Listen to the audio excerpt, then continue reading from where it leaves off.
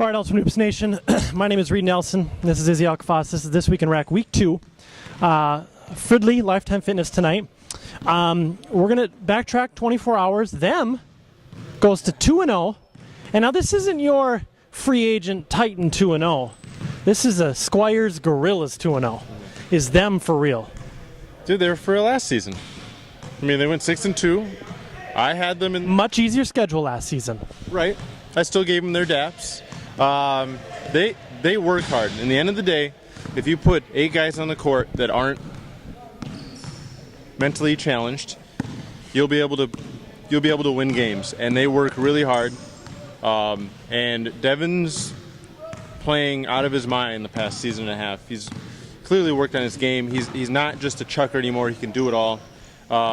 Quentin Brown all of a sudden can shoot. With the huge steal at the end of the game, too, from Hamill. Down, up 3, he steals the inbounds pass from Hamill, game over. Yeah, no, I'm impressed by their whole team.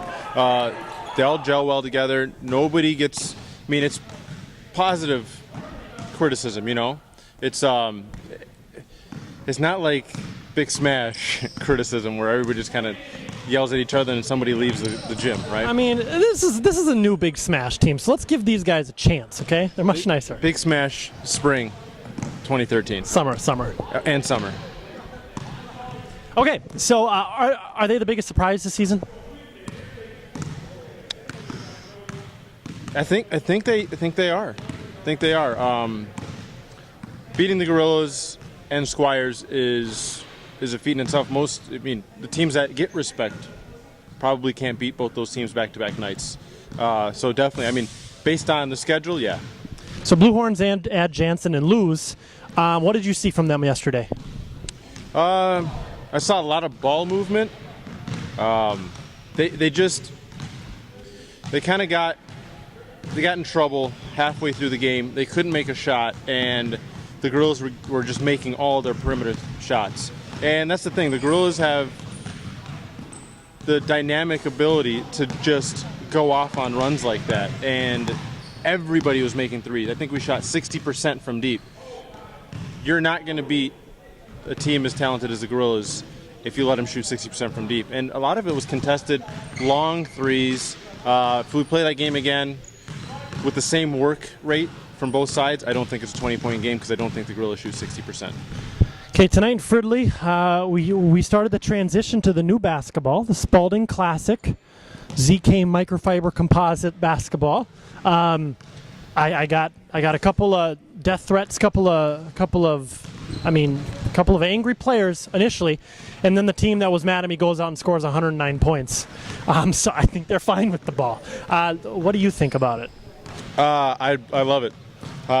It's a shooter's ball. It's not as heavy and clunky as that Nike ball. I think once people start using it, a handful of games, nobody's gonna even want the Nike ball back. Well, and we were using brand new basketballs tonight, so they were a little hard. Yeah. Once they soften up a little bit, I feel like people are going to be very excited. A couple of new squads tonight. Barracudas, free agent team, gets kind of a tough draw to start the night against the Fob 5, but you like what you saw from them. Talk about that squad. It's a young squad. It's every squad that starts in this league that's young, that isn't super athletic, outside of 7.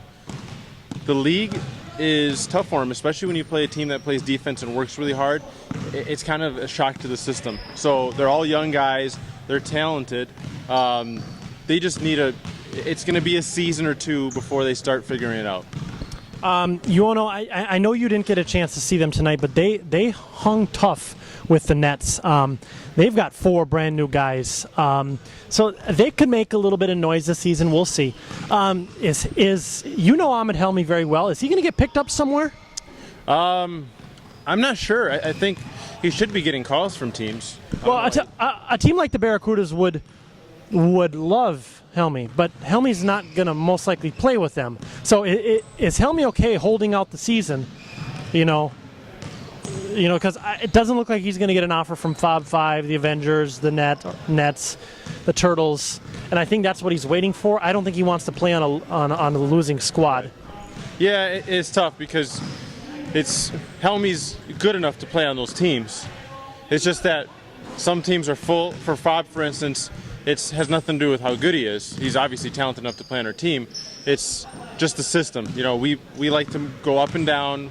We focus on defense, ball pressure, and on offense, it's ball movement. Lot of movement off the ball. So it's just a bad fit. Other than that, yeah, if we played a slow game where we worked it inside out, he'd be called right away. So the free agent podcast that we recorded today has already been posted. What would you say for people to go and take a click on that over on uhlife.com and listen?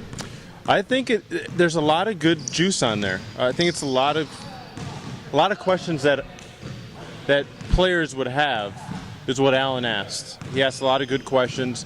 What goes into free agency, how GMs handle free agency. He has to put us on the spot with a couple players, like, who was the toughest guy to cut, or who is somebody that you'd never want to play with. A lot of great questions. I think it's a good listen. Any final thoughts from week 2? No, there weren't many surprises this week. No, I think you guys predicted clean sweeps today. No, Damien's won, right?